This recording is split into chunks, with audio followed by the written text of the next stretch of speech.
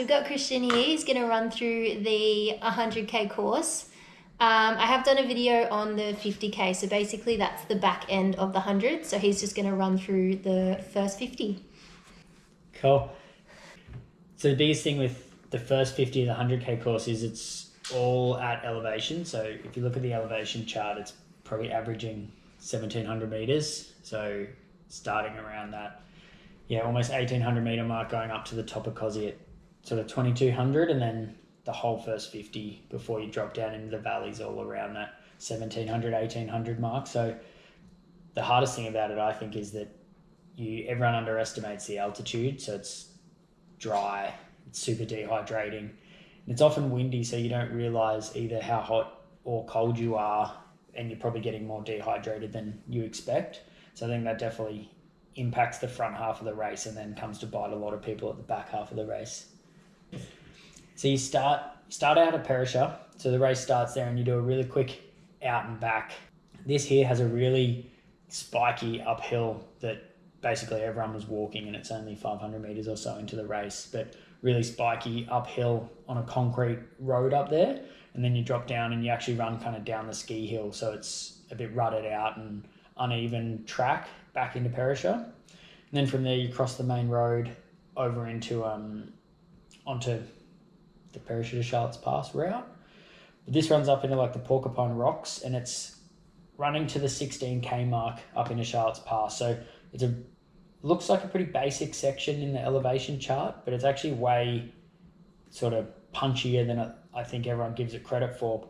And it's these rocks that are all sort of stuck together like tiles. So you really have to watch your foot, because if you step off the side of the rocks, you can really roll an ankle there. So it's a mix between that gravel road and then the classic metal grates that are all through the Perisher main range. Once you cross the road, you end up running up a little driveway section that goes to a lot of the lodges up there. And from there you start onto the Porcupine Walk. So I actually ran a section of that was 10 kilometers. So we almost got out to Charlotte's Pass. And basically from the start of that trail out to Charlotte's Pass, it was 400 meters elevation. Whereas on the elevation chart, it doesn't look like there's much there, but it's 400 meters of punchy little climbs down little hills, and they're all rocky steps. So it's quite tough to get through that section, even though it doesn't look really difficult. But from there you get into Charlotte's Pass, which is the first aid station at 16 Ks. So first chance to see your crew and restock. So it's good, it's not too far into the race, but then you've got one of the biggest slogs of the race, I think, because you go up all the way up to the top of Kosciuszko, which is 2200 meters, so highest point in Australia. It's a pretty cool spot to be. But from Charlotte's Pass, you go up the access road, which is actually a really steep, punchy little climb.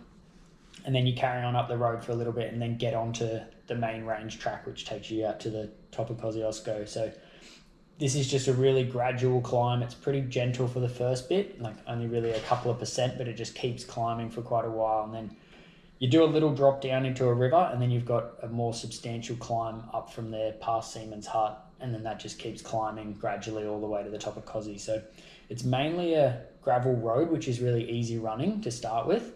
And then once you get into sort of the last kilometre or so up to Kosci, it's again like those little rock tiles that have all been laid together, so it's really easy to sort of roll your ankle between them. When you get to Kosci, do you touch like the marker thing? Do you like go around it? I actually can't remember. Do you go to the top? You don't know? I can't remember. I think in the past they just have like a little turning thing a metre or so away from it. I don't think we actually touched it. Yeah, what do you say?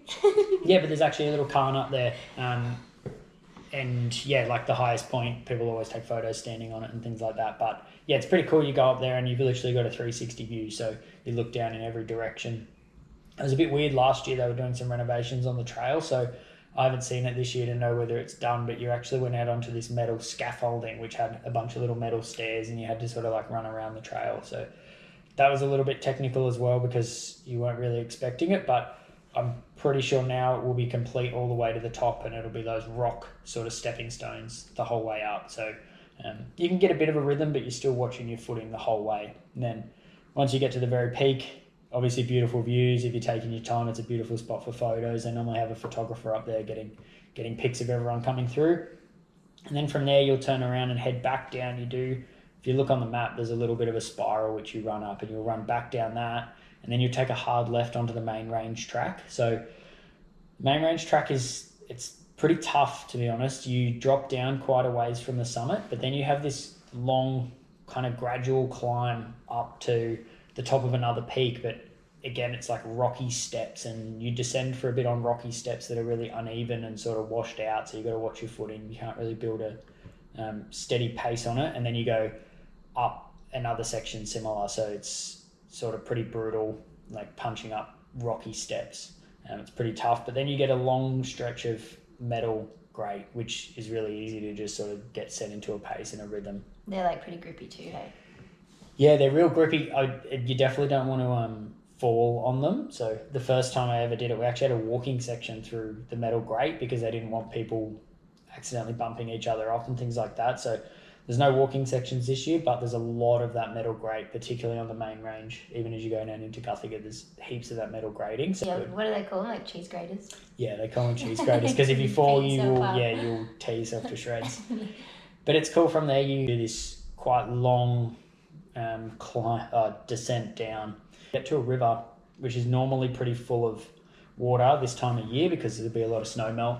So there's actually some stepping stones on the side. So a lot of people will jump from stone to stone rather than wading through knee-deep water through this section because, you know, you've still got 60 kilometres left at this point. So it's a pretty long day to have wet, soggy shoes. But if you were to just blast through, your next aid station's only a couple of k's away. So you could always change shoes and change socks and everything there. From there, you have a really steep uphill up into Charlotte's Pass. So most people are walking this. It's sort of the opposite of what you've just come down, where it's little brick pavers the whole way through it. So you're sort of just on your hands on your knees and just sort of working your way up the hill. But then you get to your second aid station, which is at the 40 kilometre mark.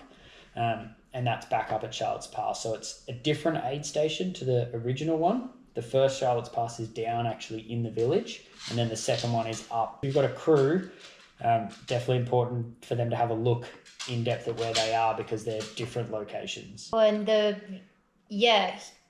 don't know what they ended up doing last year, but the first Charlotte's Pass aid station, the one that's down the bottom, the first year we drove into it, and then it got so banked up with cars that no one could actually leave, and like the runners and the cars are going out the same way, and it was absolute chaos. So I think the second year they actually had shuttle buses that went down, so they went down, and then you can basically walk from that bottom aid station up to the top one. You just kind of go up the hill, which is pretty handy. And then you get the shuttle back to Perisher from there, where you can just get in your car and go to the next station. You can pre-book it online. I think it's only $10 or so per person, and that shuttle bus just drives you out. You can crew both of those first pit stops. Obviously, they'll be out there for a few hours, so make sure your crew has jumpers and jackets, and the weather can definitely be pretty wild up there. So I'd definitely do that for your crew. They can see both aid stations from there, and then they just jump in the bus back to Perisher.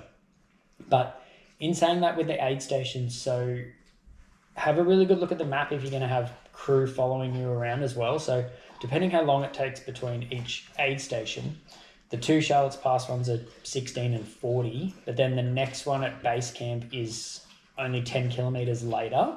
So if you're trying to get from Charlotte's Pass, get the shuttle back into Perisher, from Perisher it's probably a 40-minute drive around to Guthiga at least, and that's assuming that there's no traffic. So in that bulk pack of the race, there'll definitely be traffic getting into Guthiga. So I think if you had someone at Charlotte's Pass, they probably wouldn't make it to Guthiga in time to see you if you're going relatively well. Pretty quick turnaround. So if you are going to have a crew, I'd really go in depth with them and work out where they can get to and look at how long things take on a map. Yeah, so Guthiga doesn't have drop bags, but the first Charlotte's and then Perisher does. So whether it's worth having a drop bag at Charlotte's and then your crew going to Guthiga, or working out how you want to do that time. So once you've got to Charlotte's Pass for the second time, which is up the top, you drop back down that steep incline you've just come up. You get almost all the way to the bottom, and this time you'll take a hard right onto the metal grating, which will take you down into Guthiga. So from here you sit on a lot of metal grate, and then you get into single track. It's sort of flowy single track, mostly downhill, but there's quite a few little sects of steps that are just like 5 or 6 rocky steps up onto little platforms or things like that. So it really breaks up your rhythm. And then you get into Guthiga, which is spot your pit crew can sit inside if the weather's rough and get a coffee and all that. You'll meet up with them there. That's bang on 50k. So you're almost halfway through the race. So it's 106 kilometers in total. So you're not quite there, but you've done majority of the Alpine section at this point. So from Guthiga, you leave Guthiga and you actually drop down below the road and run on this sort of weird, uneven single track that they've kind of put in for the race. So we're not running on the road for the majority of it, but you run in that and it's a bit uneven. Then you get onto sort of an overgrown fire trail before you pop back up onto the road properly. And then once you're on the road, it's a long, flowy downhill for a couple of kilometers before you take a right and start working your way back up,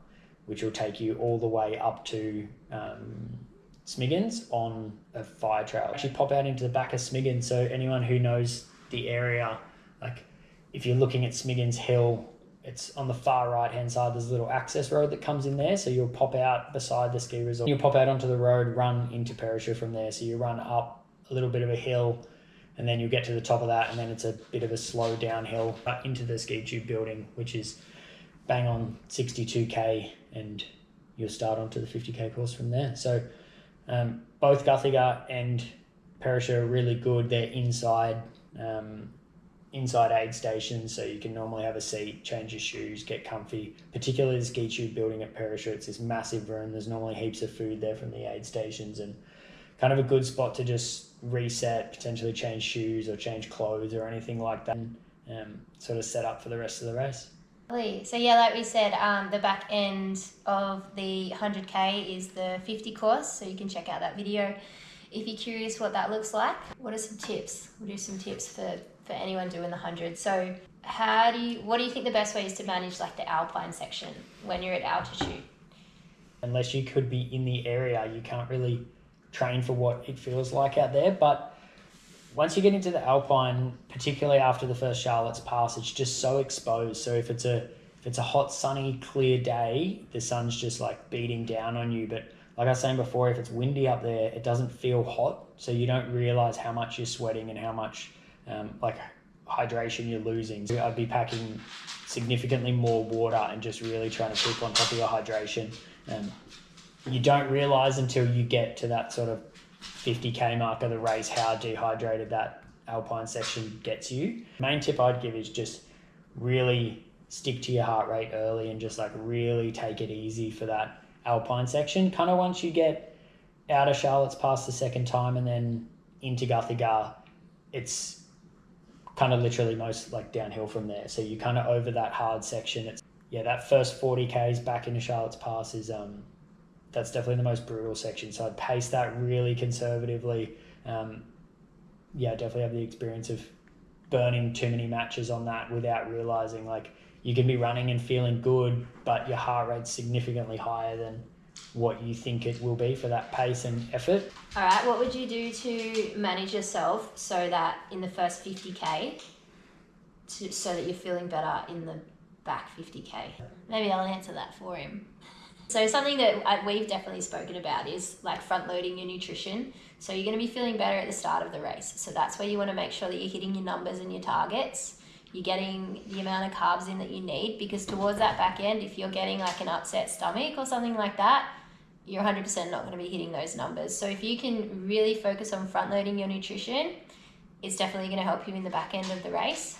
The nutrition's a really good one because I find it really difficult to get the amount of nutrition I want in at altitude as well, just because your body's working quite hard just to sort of be alive at that sort of altitude. So I find it's a lot harder to get in your nutrition. So if you do feel like your stomach's getting upset, you definitely want to front load your nutrition, but it's almost at the detriment because you might not want to try and shove in too much, if that makes sense. But then you can just start having Coke and you'll be fine. Yeah. Yeah. And then something else I know that we've talked about is like shoe choices too. So obviously it's such a long race, you do have the option to change shoes at some point. So it's really tricky, and we haven't really come up with an answer, but we've kind of discussed like maybe you want a more padded shoe at the start, and then you can change into like a maybe like a smaller or low profile shoe for the back end, because you do have some like technical descents and things like that. Shoe choice is a really hard one because the terrain in this race particularly changes so much. Like that first section up to the first Charlotte's Pass is kind of technical running, so you don't want anything that's super tippy. Then once you get out of Charlotte's Pass the first time, it's a lot of sort of smooth gravel roads, so you can have something that's a bit more padded and a bit more comfortable, and you can sort of set into your pace a little bit more. It really depends on the day, because at UTA I wanted to run in a comfy padded shoe till about halfway, but it had less grip than I wanted. So then as soon as it got slippery, I had to change back to my sort of more grippy, more aggressive shoe, and I ended up running like 90 Ks in the shoe that I was planning to run maybe 20 or 30 in. So I think having a couple, like one or maybe even two sets of backup shoes in your crew bag, if you're lucky enough to have a crew with you, just in case the weather changes and it gets slippery, or you know your feet start hurting or something like that. The previous 2 years I've done it, the trail just kind of turns into a waterfall with the amount of rain that comes down in such a short period of time. So having some backups, or if your shoes get soaked in a river and your socks get all soggy and you don't have to stay in them for a whole 100 Ks, is definitely a game changer, I think. All right, let's hear your opinion on poles. Would you use them for this race? Yes or no? No. Me personally, no, because I've never trained them, but I've had people with poles go flying past me a few times. So if you've practiced them, they could be good in spots. Maybe for that last climb up to Eagle's Nest, I think. Yeah. But you got to carry them a long way to get there. Yeah. Yeah, even the run up to KOSCIUSZKO, a European guy went past me last year, and it's not that steep, but he just had the technique down pat, and it was definitely helping him. 100K is a long way. What are some things that you say to yourself to keep you going? I definitely just go checkpoint to checkpoint. Like if you think about 100 Ks, it's just too big. Yeah, just aid station to aid station, look at the next checkpoint, you know, create 10K markers or something in your head and just keep ticking them off. Particularly on this race, if you think about the 100K and you go, all right, it's 106 and the last 8 of it's all up and down that last hill at Threadbow, you'll talk yourself out of the whole race before you even get there. So just look at the next checkpoint, enjoy the views. It's absolutely stunning area to run around up here in the mountains. Like, very fortunate to be able to run up here, so just keep enjoying the trails, enjoying the views, and just keep ticking off the kilometres.